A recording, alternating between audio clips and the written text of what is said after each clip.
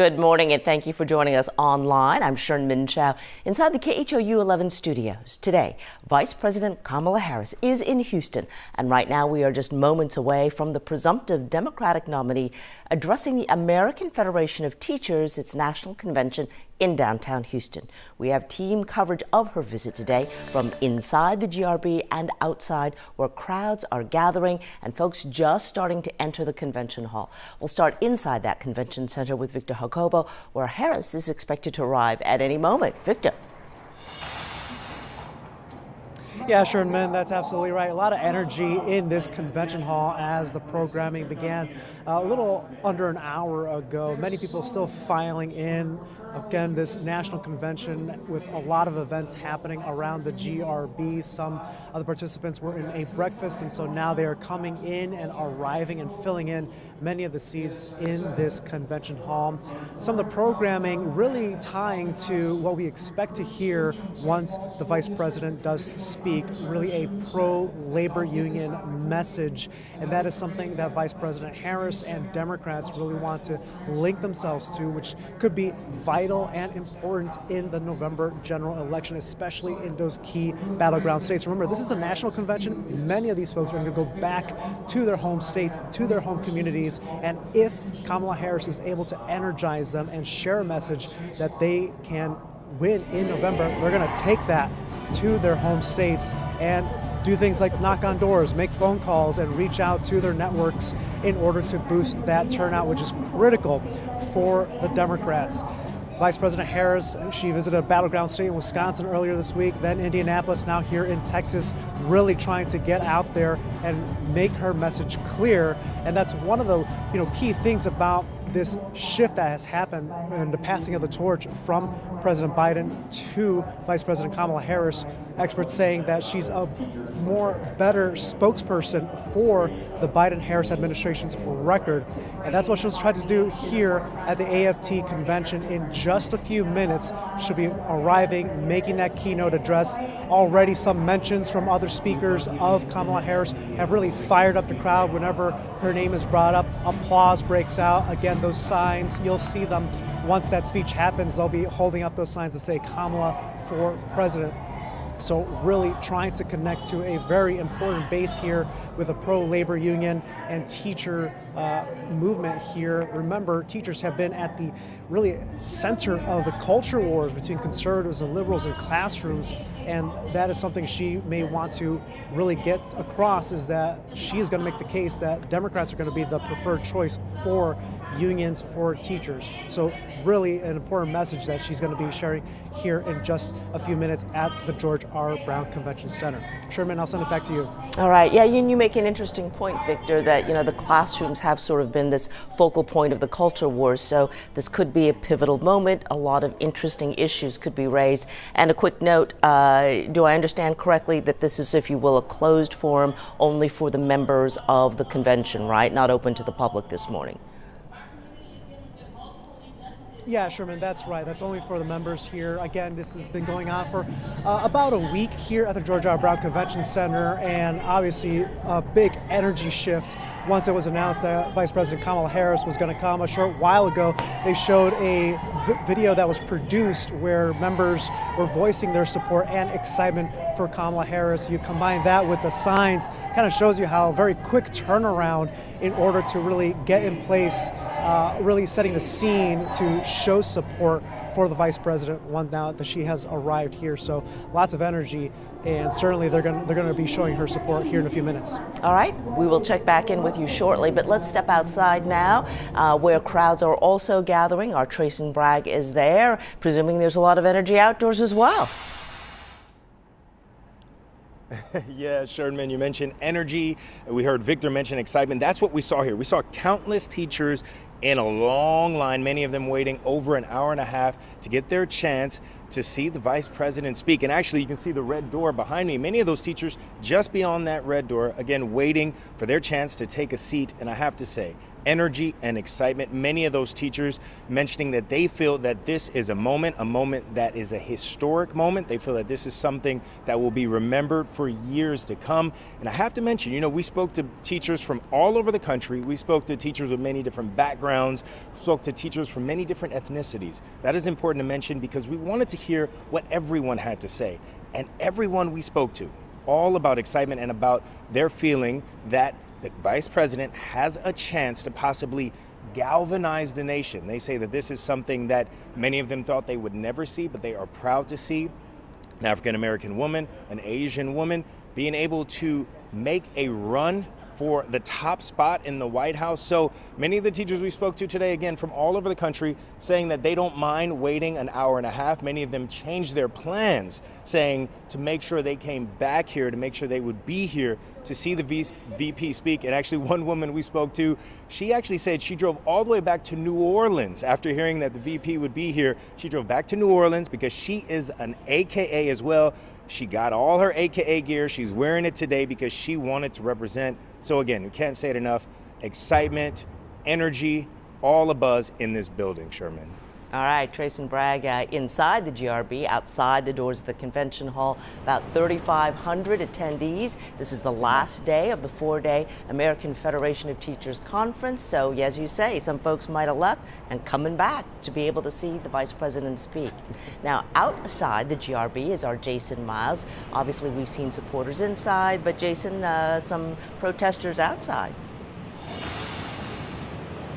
Yeah, very small but vocal crowd, Sherman. You mentioned 3,500 people inside the GRB, exponentially larger crowd than the folks out here, but these folks are dedicated to their cause, gathered around that famous Jean Dubuffet sculpture here in Discovery Green. It's kind of the protest area set up by police, and there are many officers in the area as well. In fact, just an hour or so ago, a couple of protesters tried to make their way into the convention center, and they were quickly turned away by police officers. These folks are concerned about the ongoing crisis in the Middle East, particularly between Israel and Palestine. These are pro-Palestinian protesters or demonstrators. They've been chanting.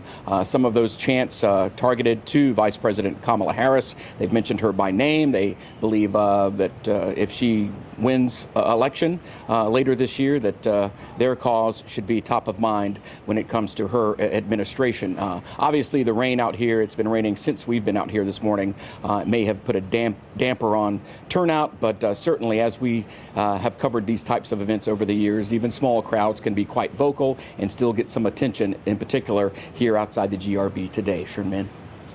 Thanks, Jason. Of course, a little echo of the big protest last night in D.C. from pro-Palestinian supporters, quieter here in Houston.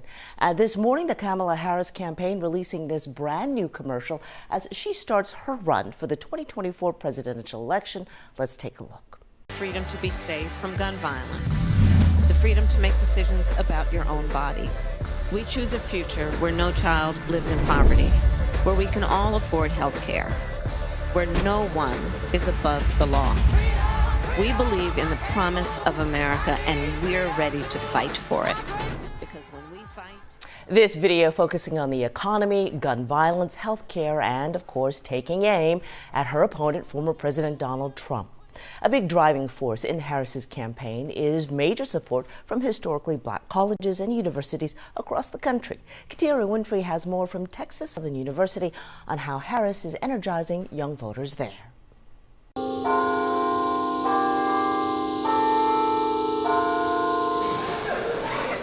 Texas Southern University is welcoming a new batch of freshmen this week. Volunteering is senior Michaela Wallace. She's the president of the TSU debate team. I think it's very inspirational for black women who want to get into politics or who want to be public servants to see that, like, you can be the top of the top. When news dropped that President Biden would drop out and endorse Harris, the debaters got to work. We are very, politically informed, and we have to know about those things when it comes to debate. So we were already doing, research.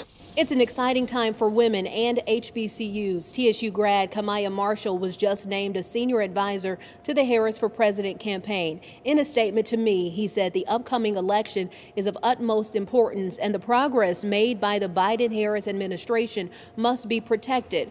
I am proud to be part of this team, fighting for a better tomorrow and future ahead. I've woke up the other day and I thought, oh my God, my dear friend is going to be president of the United States. Melanie Miles is an HBCU grad from Howard University. She's an attorney and longtime friend and sorority sister to the vice president. We have an opportunity to change the course of history here, and it's so important. Miles says so many groups have galvanized around the idea of our first woman president, and they're ready to see what comes next. I think that it's like super revolutionary that we've got. Katira Winfrey reporting there. And now for some perspective on all of this. Joining us is KHOU 11 political expert and Rice University political science professor Bob Stein. Good morning, Bob. How are you doing? Good. Good morning. How are you? Good, good. All right. First question, why do you think the Harris team chose Houston to be among one of our first big campaign stops? Well, I think Houston, a lot of people obviously don't think that Texas is going to turn blue or that the Harris candidacy will win the state. But in many respects, the constituencies that are here, African Americans, Hispanics, people who are suffering from high inflation, the border issue, and most importantly, where she's speaking right now, education. I think these are issues that she feels resonate with her base. And even though they may not necessarily bring Texas into the Democratic column, these are constituencies that are all over the country, and most importantly, in key battleground states like Wisconsin, Michigan, and of course, Pennsylvania. So she really gets to talk to her base. It's an opportunity, particularly in education. As we all know, HISD has been taken over by the state. The governor and lieutenant governor are in a fierce battle for vouchers. These are issues that resonate throughout the country. And I think teachers also are a large population of voters, but most importantly, a large population of campaign workers and contributors. So, and I think it's also a soft landing. What we don't really know is how well Vice President Harris can deliver the message that clearly President Biden has faltered at. And this is a place where I think she'll get a positive reception and has a chance to play up some of the issues, education, school choice, of course, the issue of abortion. I don't expect her to talk a whole lot about the border and immigration. But again, this is a receptive audience. And I think after hearing President Biden speak last night, there will be a lot of contrast. We're hoping, if you're a Democrat, that she will look like she is the new improvement to a person who can articulate not just what President Biden is doing and wants to do, but what the Democratic Party has for the rest of the country. Yeah, and you make an interesting point, both about this federation representing some 1.8 million members nationwide, so very broad base, even though the event is here in Houston. And then you did talk about it, right? Last night, President Biden giving a speech about why he pulled out of the election, talking about passing that torch to a new generation. So given those questions about his mental fitness, I mean, if you were a betting man, do you think that torch will be passed to Kamala Harris while Biden is still in office? And if she ascends the presidency before November, does that help or hurt her campaign efforts? We're in a world of, when we talk about 24-hour news cycle, things keep on changing. My bet is that there is a high expectation, and it's going to be hard to realize. I think there will be a honeymoon period of the next couple of days. But Harris will be vetted not just by the Republicans and Donald Trump, who clearly have gone after her very early, but by Democrats, many of whom feel at this point Harris was sort of forced on them. There wasn't really an open debate, an open primary, an open delegate discussion. And if Harris falters, I think there'll be that sense of what are we into for now? I think the simple answer to your question is it couldn't have been any worse than they had with President Biden at the top of the ticket. So at this point, I think there's a sense of we can move in a positive direction. But I think everyone is going to be scrutinizing every word, every gesture that Vice President Harris makes, not only today, but for the next couple of days. I'll also note that they have, however quickly they've raised money, the Trump campaign and the Republicans have moved very quickly to run ads to define who Kamala Harris really is. And that, of course, is no different than Joe Biden, just a different face, a different gender, and possibly a little younger. But I think it's a real test. And if I had to be optimistic, I'd say the best shot at this point is that she continue to find audiences like she has here today with teachers before she perfects what I think it's got to be the clear stump speech that draws a distinction between what she represents and what Biden represented when he left. It'll be tough. It's a challenge. Okay. If you will, sort of warming up along the campaign trail. So do you think there's been talk by the Republicans about a potential lawsuit because of, the transition of the candidates and all of that? Do you expect to see some legal action as well? I think you've already heard a lot of rhetoric. House Speaker Johnson said there'll be challenges. I think the Democrats have moved very quickly. Yesterday, the executive committee of the DNC moved up the what we call the virtual roll call. There are states like Ohio that I believe have a deadline of August 16th, which is I think 2 days before the Democrats meet in Chicago.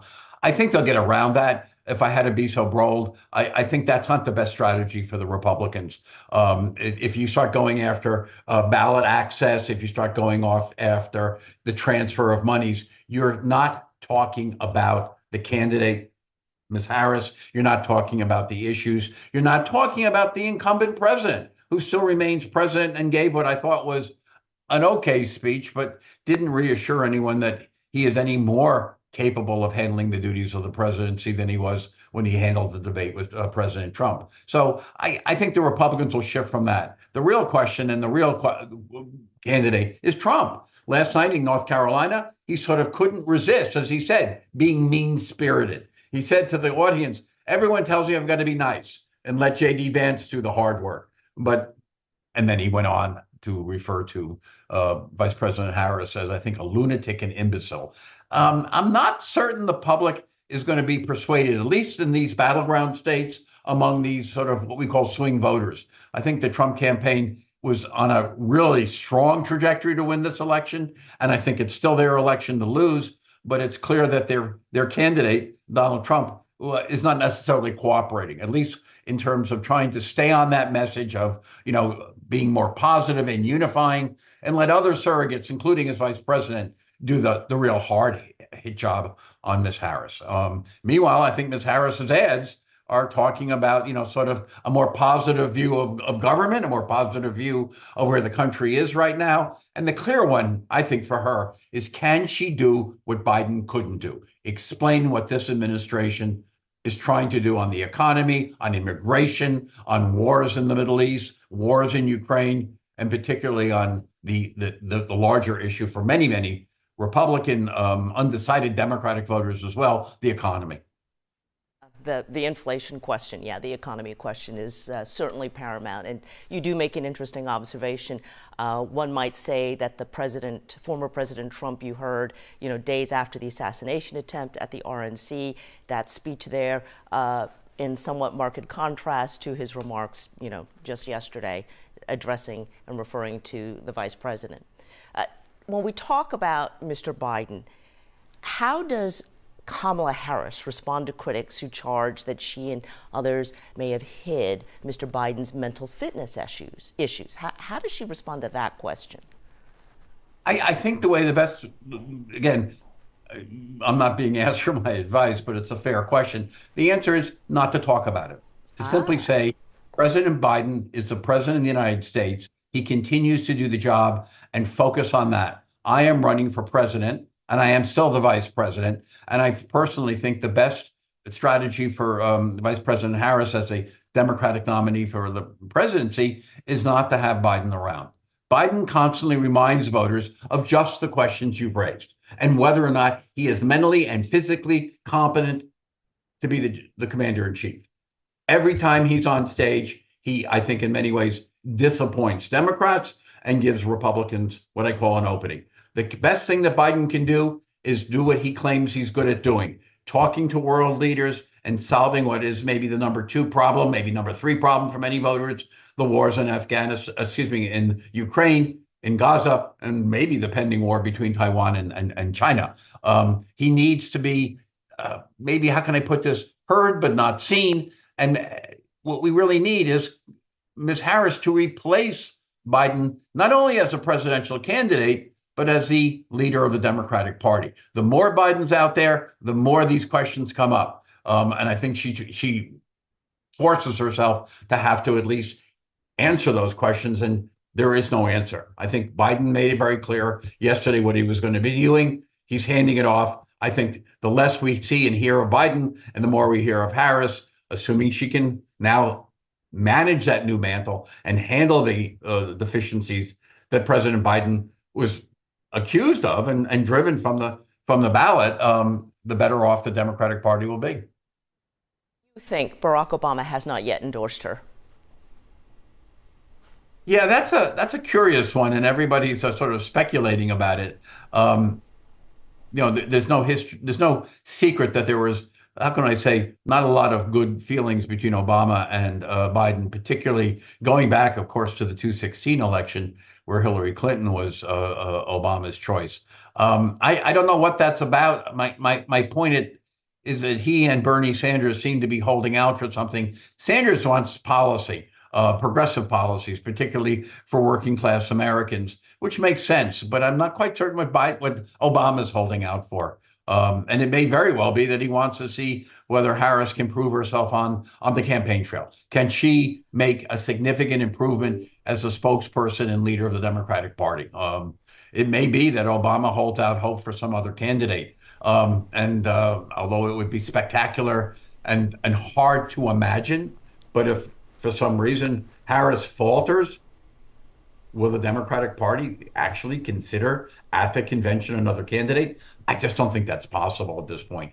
Just practically, they've got to meet some deadlines. So I'm not certain what Obama's holding out for. And it may be that he, like Bernie Sanders, is talking about policies and positions. Okay. Well, and you brought it up, deadline. There's 103 days left to the November 5th election.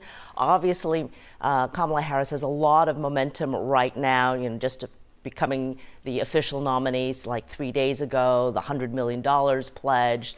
A week ago, everybody was talking about the assassination attempt against Trump. This week, the news cycles are dominated by Harris on the campaign trail. Do you think she can sustain this kind of momentum for the next 100+ days? I don't know. I think what you have in Ms. Harris is an unknown factor. She was not a spectacular presidential candidate back in 2020. It's not that she isn't articulate, informed, intelligent. She's a prosecutor. These are the strengths, but they're not proven. They're not seen yet. She's taking over an entirely different presidential campaign from the Biden camp and bringing it into her own. She's had a history of, how can I say, difficulties working with staff. But again, I think it's just not known. But I think what's really the bigger challenge is not whether she can step up and perform well, but do it quickly. Do it before the Trump and Republican Party define her in such a way that she's on the defensive. She's cut a new ad, which we've just seen. But I think today's speech is the beginning of what I think is going to be a long but very quick, how can I say, debut on stage. And first impressions are clearly going to be critical here. So I'm going to be watching for whether or not she can do one or two things. One, can she just be articulate? I mean, that was something Biden couldn't do. He couldn't deliver a coherent sentence about what he has or wants to do. Number two, can she draw sharp, important contrasts between herself and President Trump in ways that are resonant, salient to the key voters in those battleground states? And that probably revolves around the economy, and maybe the economy again, and most importantly, of course, immigration, and possibly dealing with issues like foreign policy. But she's really got to be able to move rather quickly, leave very positive impressions, and not be compared negatively, if that's possible, to Biden. If what she does is sort of garble her sentences, fails to hit her major points, doesn't resonate with what I will call these swing voters, these undecided voters, in but a handful of maybe at the most a half a dozen states, we'll know about that within a matter of, if not days, maybe even hours. Oh, okay. You mentioned all the things that she really needs to do. In terms of issues, what's her best attack against Donald Trump? I think that's hard. Right now, where she's really getting her push, of course, is that she replaced Biden. The issues for many, many voters was that Biden simply wasn't physically and mentally capable of being the commander in chief. Well, she's addressed that. She's past that. Now she's got to demonstrate that she is mentally and physically competent to be the commander-in-chief. Second, I think she's got to be able to say to voters who have been persuaded that maybe the Trump years were better, that the Trump years will bring, the new Trump administration will bring back better days, that they won't. And that's going to be hard. I'm not certain voters are ready to hear about issues like, if we raise tariffs on China, will that really have a positive or depreciating effect on inflation?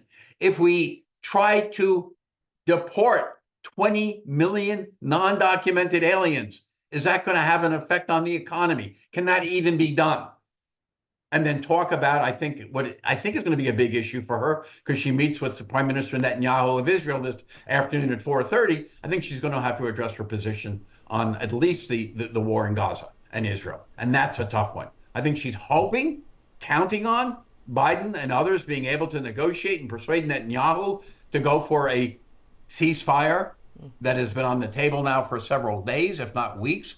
But again, those are the kinds of things that we don't know. But she's got to be able to talk to issues that are salient with these voters who are not yet convinced, not only that Biden wasn't the choice, but that Trump shouldn't be the next president of the United States. Yeah, and interesting, because she obviously was not there yesterday when Netanyahu addressed Congress, a lot of protests by the pro-Palestinian groups outside, but she meets with him this afternoon. How? Well, and yes. No, I mean, how difficult is that to manage? An apparent snub to now a one-on-one. She was a little bit more critical of Netanyahu than was Biden. And she raised this issue in a context of the civil rights movements, that human life was being lost in Gaza that could be changed. I think one of the concerns is that the Republicans see a real opportunity here to drive a wedge between the Democrats and Israel, and particularly voters in states like Michigan, Wisconsin, Pennsylvania, large Arab American population in Michigan, in the Livonia area. So this one's going to be a tight walk for Vice President Harris. But I think that the bigger issues probably than the foreign policy one and the war in Gaza are the economy. She's got to be able to explain what not only the Biden administration has done and its successes.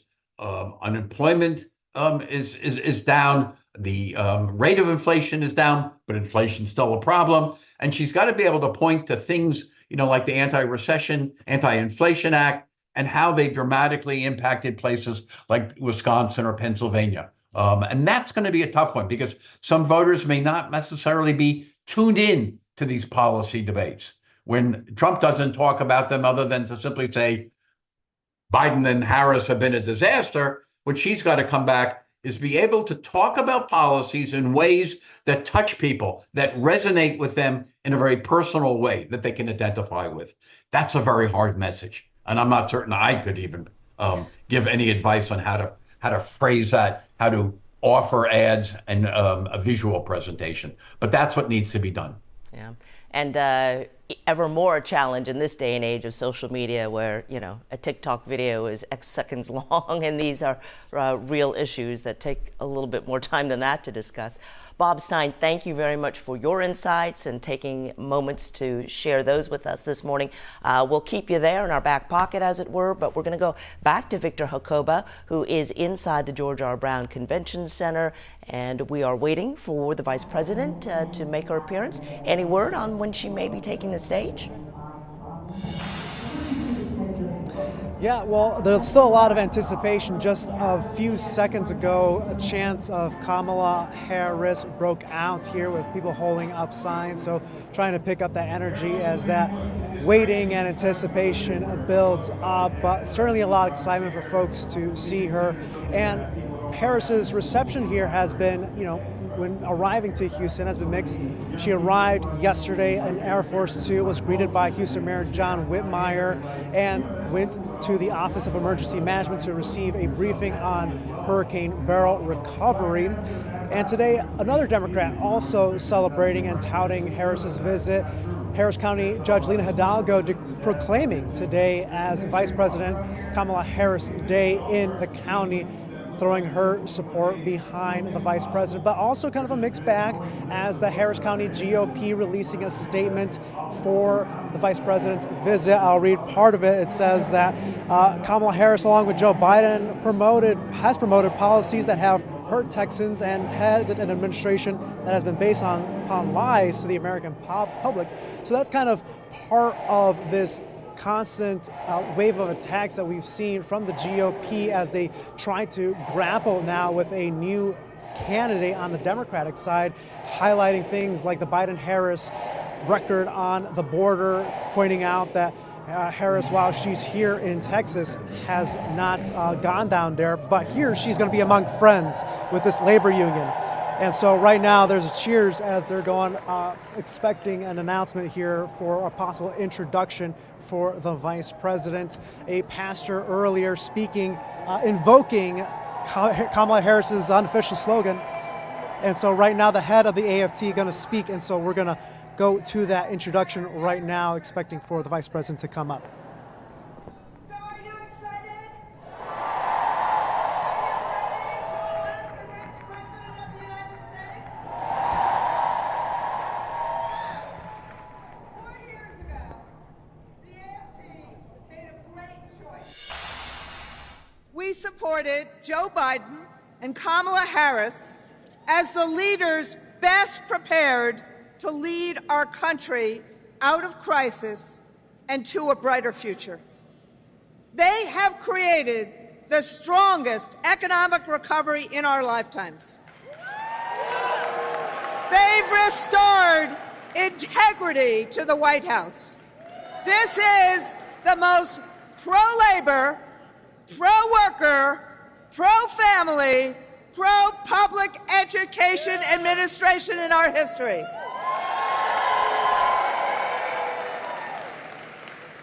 Now, we have an opportunity to make history again. Kamala Harris has led the fight for our freedoms, to make our own decisions about our own bodies, to live safe from gun violence, and the freedom to join a union. Kamala Harris fights for a future where every person has the opportunity not just to get by, but to get ahead. So, the Vice President is right behind us.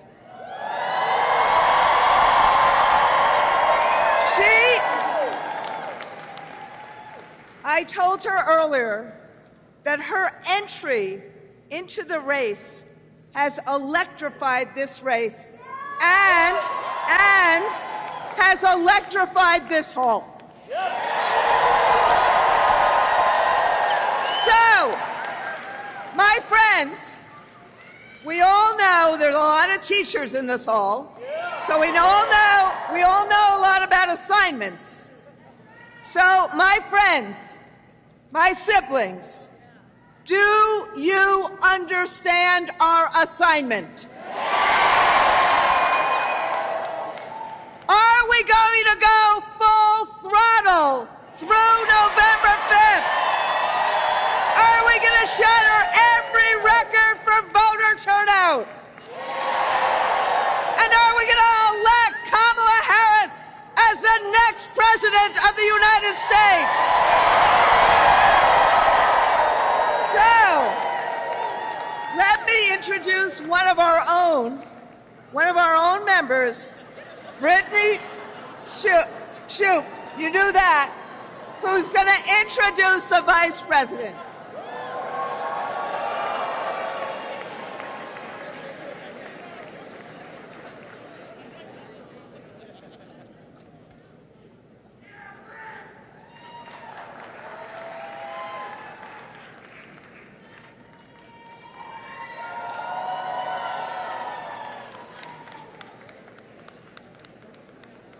Hello, AFT family.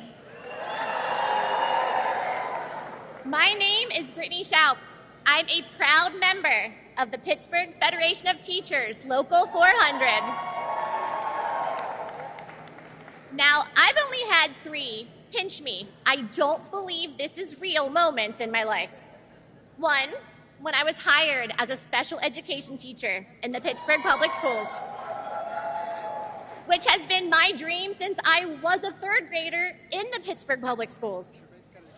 2, when my sweet, loving husband proposed on Christmas morning. And 3, these last 36 hours, when I found out I was going to introduce Vice President Harris. As a special education teacher, I had heard about the Public Service Loan Forgiveness Program. Unfortunately, what I had heard was that during the last administration, most people who applied for it didn't get it. The Biden-Harris administration fixed PSLF and made the process easy. So I applied and later had my student loans forgiven.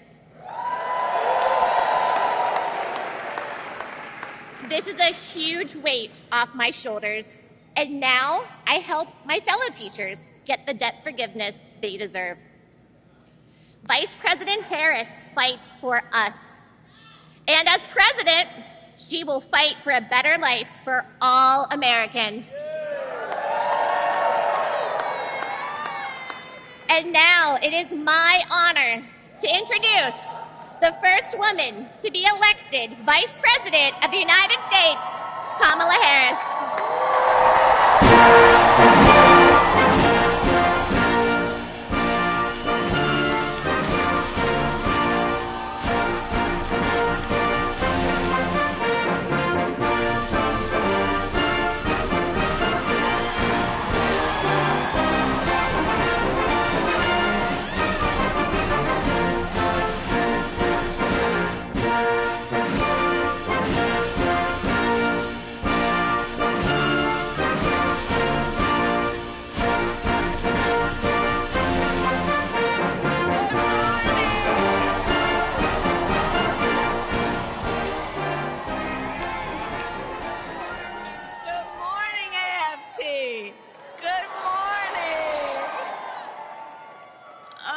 Goodness, it's so good to be with everybody. Please have a seat. Please have a seat. If you have a seat, please have a seat.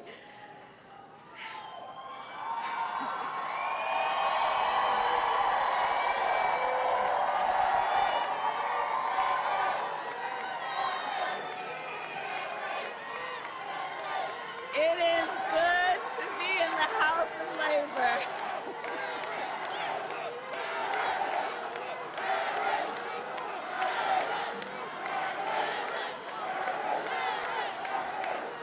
Thank you.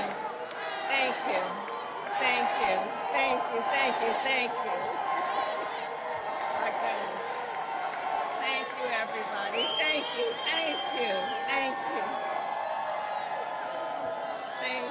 Oh, thank you all. Thank you so very much.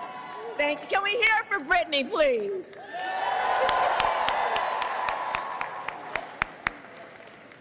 Thank you all. It's so wonderful to be back with everyone here. Thank you. That means so much more than I can say. Randy, thank you for your friendship, your long-standing friendship. As we all know, Randy is a force, and she has been an incredible friend and an advisor to the President and me. And I want to thank you on behalf of the President and me and our country for all that you are. And I want to begin by saying a few words about our President, Joe Biden. You know, right? Yeah. So last night, our president addressed the nation, and he showed once again what true leadership looks like. He really did. His words were poignant. You know, I'll speak in a moment about the importance of reminding people of history, teaching America's true history.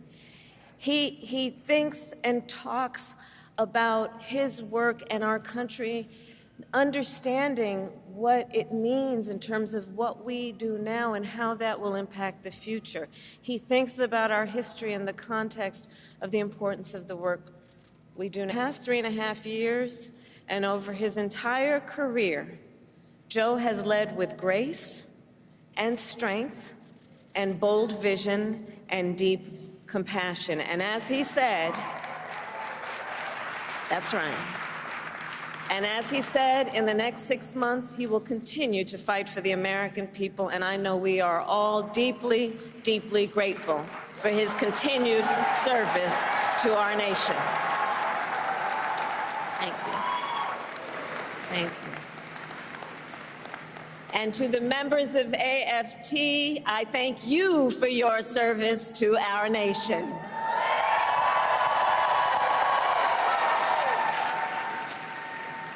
From the public service workers and higher education faculty to the school bus drivers and the custodians to the school nurses and our teachers, you all do God's work educating our children, the whole ecosystem of who are AFT members.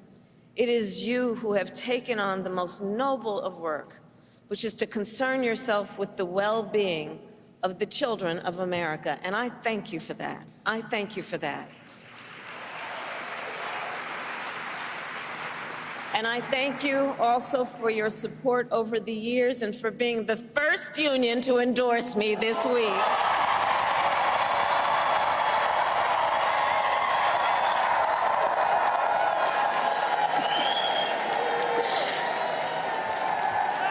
Thank you. I thank you. I thank you. And as you may know, I am a proud product of public education.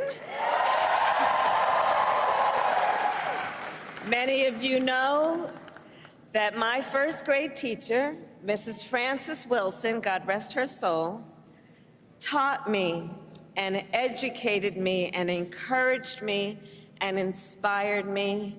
And years later, when I walked across the stage to receive my law school diploma, Mrs. Frances Wilson was in the audience. Yeah. Yeah. And that's who you are. I know who you are. I know who you are. This work is personal, and it is professional, and it is so critically important. And so it is because of Mrs. Wilson and so many teachers like her that I stand before you as Vice President of the United States of America. And that I am running to become President of the United States of America.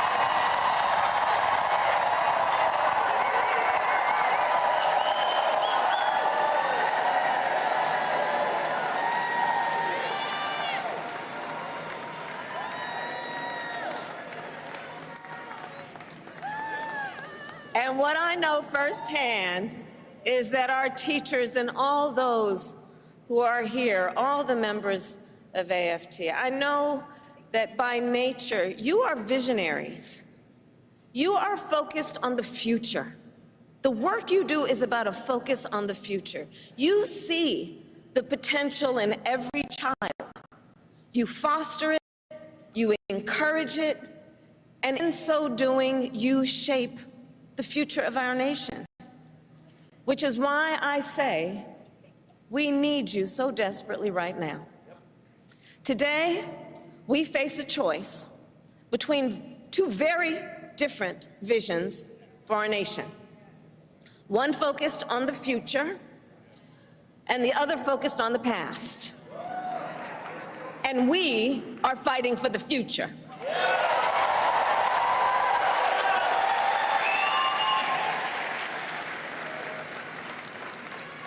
And in our vision of the future, we see a place where every person has the opportunity not just to get by, but to get ahead. A future where no child has to grow up in poverty, where every senior can retire with dignity, and where every worker has the freedom to join a union.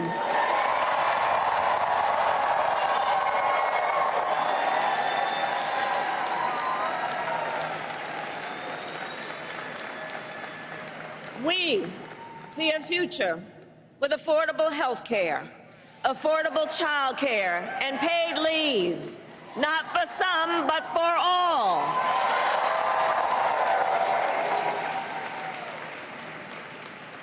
We see a future where every student has the support and the resources they need to thrive, and a future where no teacher has to struggle with the burden of student loan debt.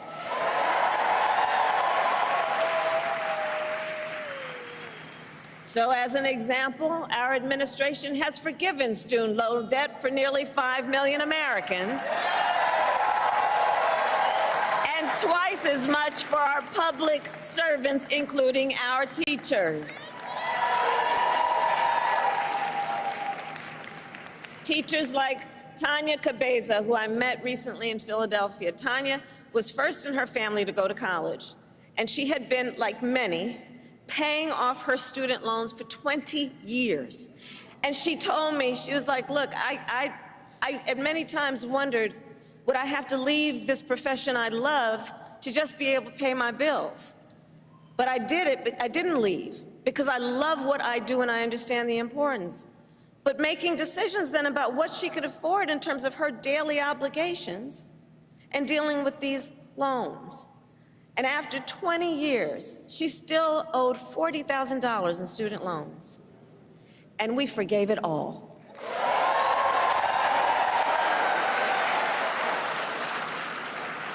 When she learned, she told me, she said, when she learned that her loans had been forgiven, she said, well, me and my children knew our lives had changed, and we were just dancing.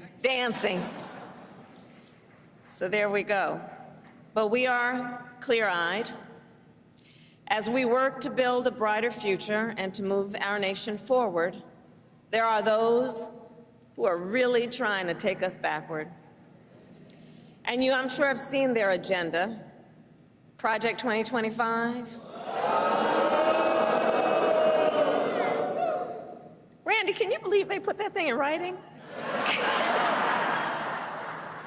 900 pages in writing. So Project 2025 is a plan to return America to a dark past. Donald Trump and his extreme allies want to take our nation back to failed trickle-down economic policies, back to union busting, back to tax breaks for billionaires. Donald Trump and his allies want to cut Medicare and Social Security, to stop student loan forgiveness for teachers and other public servants. And I say to AFT, they even want to eliminate the Department of Education and end Head Start, which of course would take away preschool from hundreds of thousands of our children. He intends to give tax breaks to billionaires and big corporations and make working families foot the bill. And he intends to end the Affordable Care Act. Now think about that, to take us back to a time when insurance companies had the power to deny people with pre-existing conditions. Remember what that was like? Children with asthma, women who survived breast cancer, grandparents with diabetes. You know, America has tried these failed economic policies before, but we are not going back. We are not going back.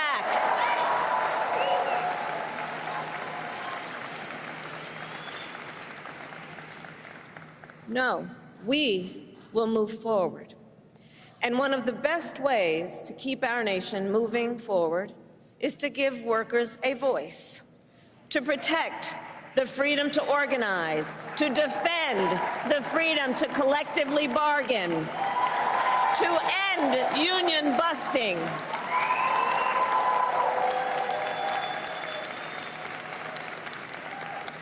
As head of the White House Labor Task Force, I have led our work to eliminate barriers to organizing in both public and private sectors, including for teachers. But there is more that we must do. President Joe Biden and I promised to sign the PRO Act into law, and I promise you I will keep that promise.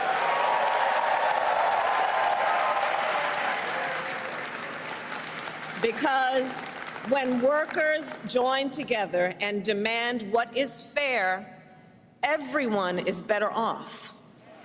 understand, and I say this everywhere I go, understand, you may not be a union member, but you should thank unions, and I'm looking to the cameras in the back of the room, not them, but the people who might be watching.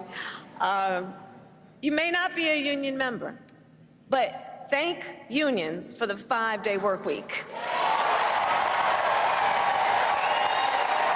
For the 8-hour workday. Thank unions for sick leave and paid family leave and vacation time.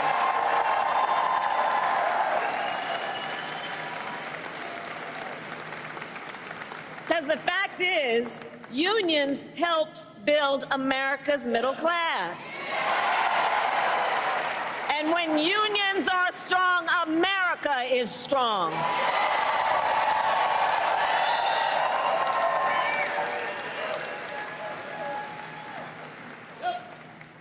So AFT, ours is a fight for the future, and ours is a fight for freedom. In this moment across our nation, we witness a full-on attack on hard-won, hard-fought freedoms. While you teach students about democracy and representative government, extremists attack the sacred freedom to vote. While you try to create safe and welcoming places where our children can learn, extremists attack our freedom to live safe from gun violence. They have the nerve to tell teachers to strap on a gun in the classroom, while they refuse to pass common sense gun safety laws.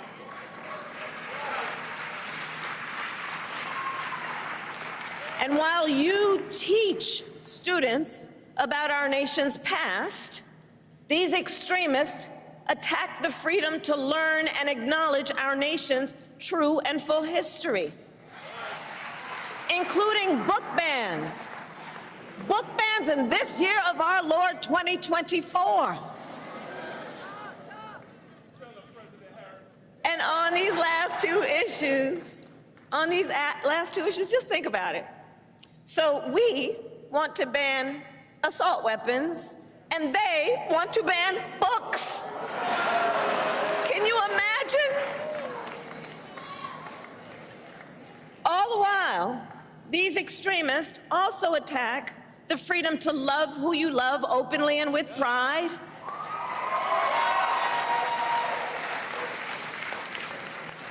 They pass so-called don't say gay laws. Now I have to tell you, so many of you may know, in 2004, on Valentine's Day weekend, I was one of the first elected officials in the country to perform same-sex marriages.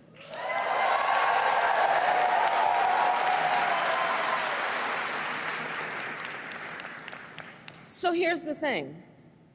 It pains me so to think 20 years later that there are some young teachers in their 20s who are afraid to put up a photograph of themselves and their partner for fear they could lose their job.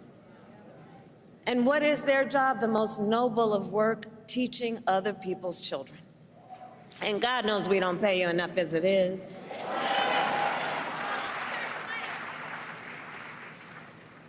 In this moment, we are in a fight for our most fundamental freedoms. And to this room of leaders, I say, bring it on. Bring it on. Bring it on.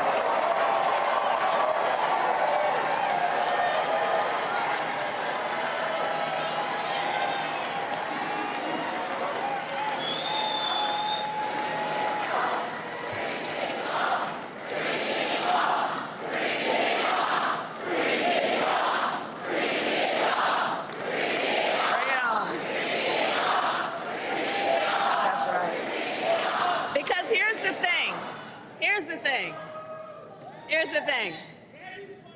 We believe in our country. We believe in its promise of freedom. And the American people believe in the promise of freedom. So we are in the fight. We who believe in the freedom to vote will pass the John Lewis Voting Rights Advancement Act and the Freedom to Vote Act. We who believe in the freedom to live safe from gun violence will pass an assault weapons ban. We who believe that every American should be free from bigotry and hate will fight to protect our teachers and our students from discrimination and make sure every student can learn America's history. And we who believe in reproductive freedom will restore the freedom of a woman to make decisions about her own body and not have her government telling her what to do.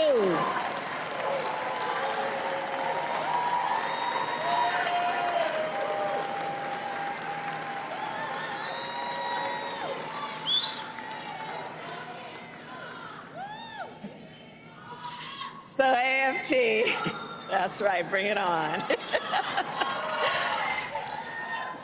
So ultimately, in this moment, I know we all know, we each in our country face a question. That question being, what kind of country do we want to live in? A country of freedom, compassion, and rule of law, or a country of chaos, fear, and hate? The beauty of our democracy is that we each have the power to answer that question when we vote. And when we vote, we make our voices heard. So today I ask you, AFT, are you ready to make your voices heard? Do we believe in freedom? Do we believe in opportunity? Do we believe in the promise of America? And are we ready to fight for it? And when we fight, we win. God bless you, and God bless the United States of America.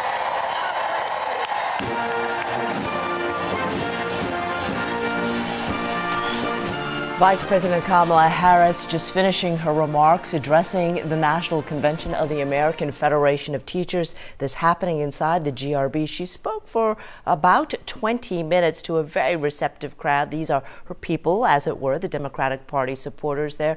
Also in the room now, Devon Ramming in the audience. He heard that speech in person. And as you can see, folks continuing to cheer her as she makes her way off the stage. So Devon, all right, so Devon is taking some notes there. He gathers some information in the room. We're going to move on over to Bob Stein, KHOU 11 News political expert and Rice University political science professor. Bob Stein, are you there, sir? All right, we're working to get Bob Stein on as well. So this is the crowd, a standing ovation in part for the vice president there. We are hearing that there are some 3,500 people attending. That is the number of people who attended this 4-day national conference. And these were the people invited to hear the address in person. Closed address, not open to the public. Oh, the camera there now wrapping up. The pull camera's closing down. And if you heard the vice president speak, she stuck mostly to sort of the bread and butter issues, if you will, for the Democratic Party. She talked about loan forgiveness, canceling student loans, obviously an important issue for this particular crowd, the American Federation of Teachers. She also spoke about supporting same-sex marriages and gay rights. She talked about reproductive freedom, talking about abortion, a big issue, of course, with Texas having among the most restrictive abortion laws in the country. So she hit on a lot of these hot button key issues that are very important to Democratic supporters. And now the crowds are making their way outside of that room there, outside of that convention hall. Our Trayson Bragg is there as he sees the folks kind of wending their way outside. What are you hearing from the crowd, Trayson?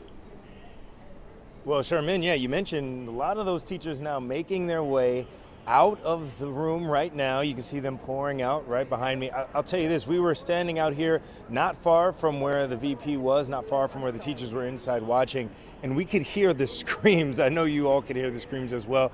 You mentioned a lot of excitement around what the VP had to say around her race. We're excited to hopefully speak to some of these teachers as they exit. But again, this is something that a lot of people that we spoke to today are calling historic. They're calling her run historic. They're saying that they are excited about maybe what she can do, something that a lot of folks mentioned, galvanizing the country, galvanizing so many folks who, you know, let's be honest, she makes up a large part of our population. She's an African-American woman, she is an Asian woman, she is a woman in a very high position that is the first ever VP, first ever female VP. I mean, she's done a lot already, and a lot of the folks that we've spoke to here today say that that's what they're excited about. They're excited about who she represents. And you mentioned gay marriage, that's a topic. We've heard that before. We've heard that that's an important topic for so many folks. So again, it comes down to excitement, and we're gonna speak to some of these folks as they leave here in just a few minutes. But for now, I'll send it to you, Sherman. All right, thanks very much, Trayson. Now we're going to get to Devon Rahming. He was in the room as the Vice President made her remarks. So Devon, talk to us a little bit about what struck you most from your vantage point of actually being in the room with the crowd there. Well, Sherman, the crowd here practically blew the roof off this place when the Vice President took the stage. And, you know, she was on the stage speaking for about 20 minutes. And from the moment she took the stage, this really turned into a campaign rally for her presidential run. She started by thanking Joe Biden for his service to our country and for portraying what true leadership looks like, something she equates to the people in this room as educators, being great servicemen and women to the nation. She also rallied up the crowd, thanking the American Federation of Teachers for being the first union to endorse her run for the White House, a movement she says she pledges to fight for as Commander-in-Chief, where every worker has the freedom to join a union and protect the freedom to organize and to end union busting. And she ended by stating unions help build the American middle class, and she asked this crowd if they're ready to fight and go to work as she runs for the presidency. Of course, we're going to have much more from our coverage here this afternoon in our later newscast, but that's the latest from the GRB. For now, we'll send it back to you in the studio. All right, Devon, thank you so much. We appreciate that. And our coverage of the Vice President's visit to Houston will continue across all of our platforms. We'll see you again on air on KHOU 11 News at noon.